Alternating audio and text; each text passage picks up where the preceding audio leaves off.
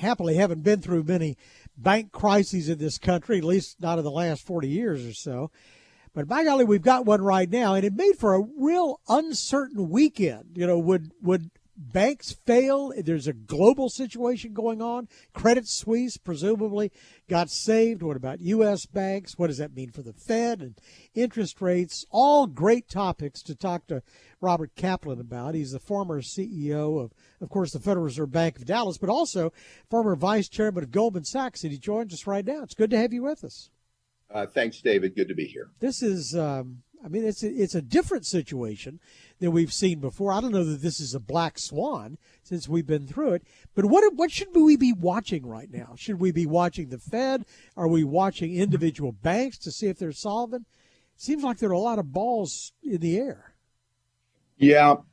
Listen, you and I have talked in previous conversations that when you drive for a while at 120 miles an hour with too much fiscal spending and easy money, then you raise the likelihood you're going to have to slam on the brakes. And when you slam on the brakes and raise rates dramatically, you're going to find some breakage and vulnerabilities. My guess is there's only a fraction of banks in the United States that have a real asset liability mismatch. I mean, took duration risk in their bond portfolio, but investors right now are having a hard time telling the difference. And when in doubt, if you've got uninsured deposits at a bank, a lot of payroll and individuals are saying, I need to find a way to be protected. And so we're creating a lot of stress through the system. It was foreseeable a year ago when we started raising rates, but now that we're here, I think we're in a situation where what you don't want is the GSIBs, the globally systemic banks, being viewed as safe, and then the 4,700 other banks in the United States viewed as a place you don't want to have uninsured deposits.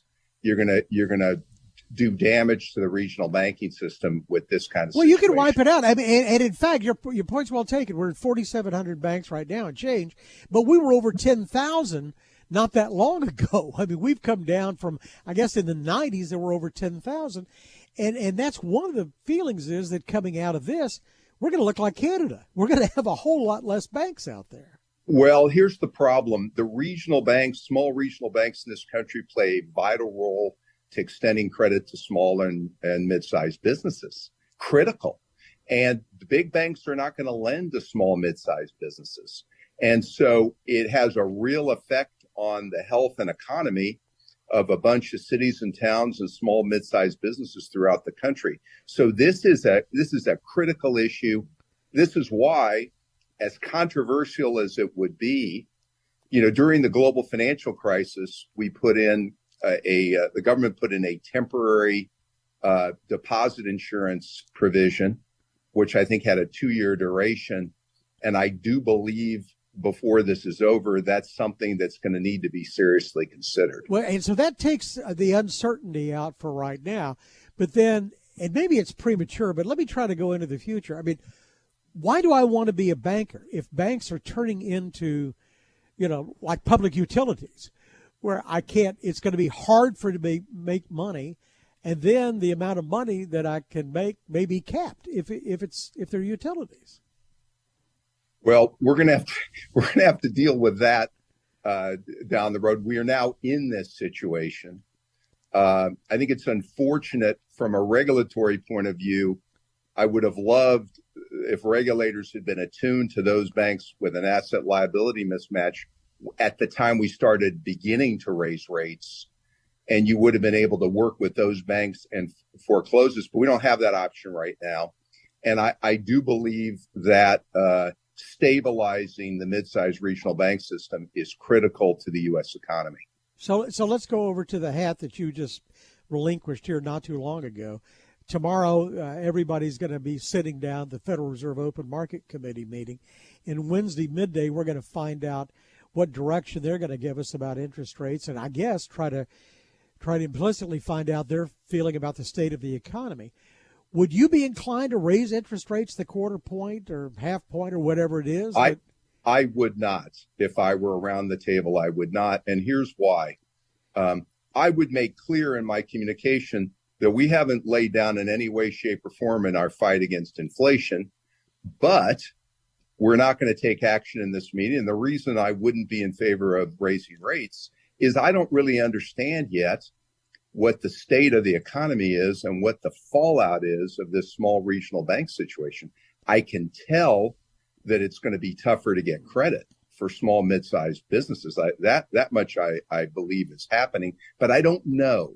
And I think when you're in a fog, sometimes the smartest thing you can do is don't stop the car, but take a pause, get a better clarity on situation, and leave all your options open to raise down the road. But I think raising rates just because you're afraid that people are going to think we've given up our fight against inflation or it'll have a psychological effect, I don't think that's wise. So no, I would advocate in this meeting for doing nothing. But the message that you're sending there, I mean, this whole business is all predicated on trust.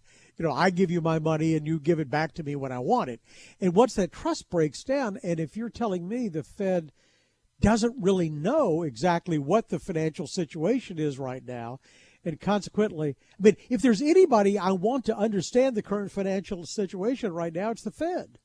Well, so I think they do, and I think we do. What I don't understand is what the impact will be on credit availability for small, mid-sized banks. So I've said this, you probably heard me say this 100 times. The job of the Fed is not to know the future with 100% accuracy, because we never will. Our job is to be a risk manager. That's the job. And a lot of people get those things mixed up. They think, oh, you got to know everything. And if you don't, then, oh, my God, it's alarm. No, I think there are times where I've been very willing to say, I don't know that I really understand what's going on. During COVID, obviously, was a good example. And you know what? We're going to let the dust clear. We have not backed off from our fight against inflation. But no, I think your job, first and foremost, is as a risk manager. It's not to pretend that you know something you don't, because you don't. And that shouldn't be alarming. That happens all the time. And I think when you have that uncertainty, you act more deliberately. So let me ask you about your former hat and take you back to Goldman Sachs. So right now, coming to the rescue of the financial system, I see talk that Jamie Dimon and J.P. Morgan Chase are putting together a consortium to prop up weak banks. Warren Buffett presumably had conversations with the administration over the weekend about doing that. In Switzerland, it was UBS that was brought in to bail out Credit Suisse. The role of the Wall Street banks, the major banks?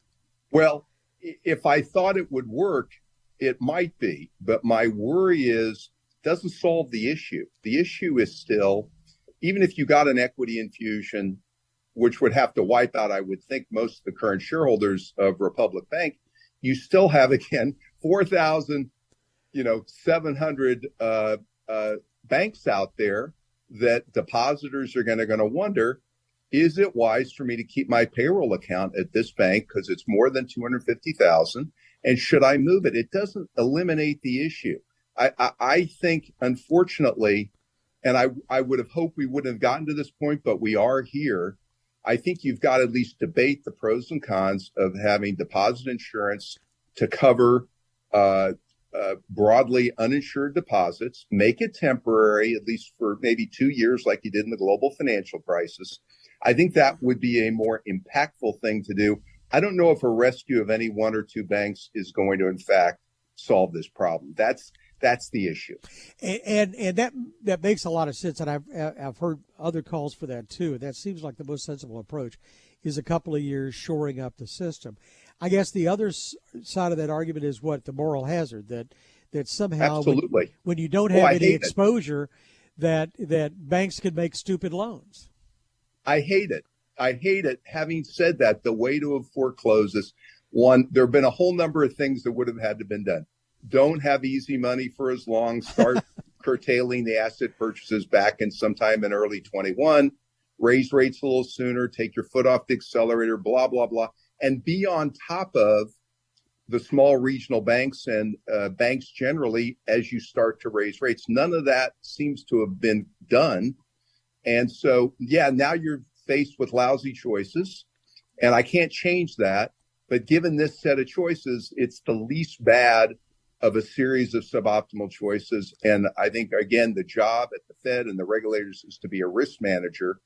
And I think acting sooner rather than later, my fear is they'll ultimately have to do it. But if they do it 4 weeks from now, you're going to have a lot of damage around the country, and then they'll still have to do it. I think acting sooner rather than later would be wise. That'd be my view. May we close by me suggesting some words to put in your mouth? We get out of this, but we don't know how. No, I think there are some solutions, but I think you're going to have to deal with the uninsured. You're going to have to deal with the two-tier of banks problem, where if any fiduciary out there has more than 250 grand, a small mid-sized bank, they're going to have to seriously think about moving it. And that undermines the health and stability of the entire banking system. So there's a way to get out of this, but I think it may involve acting to back up deposits and then go back, toughen up regulation. I'm all for it, and do a number of actions, but you need to stabilize this situation first. Good words, and you always put this in perspective. And for my money, I wish you were sitting down at that Federal Reserve Open Market Committee table on Tuesday. Rob Kaplan, the former CEO of the Federal Reserve Bank of Dallas, thank you for the conversation. Thanks, David. Good to talk with you. Thanks a lot. For more of our conversation, go to krld.com/CEO of David Johnson. News Radio 1080 KRLD.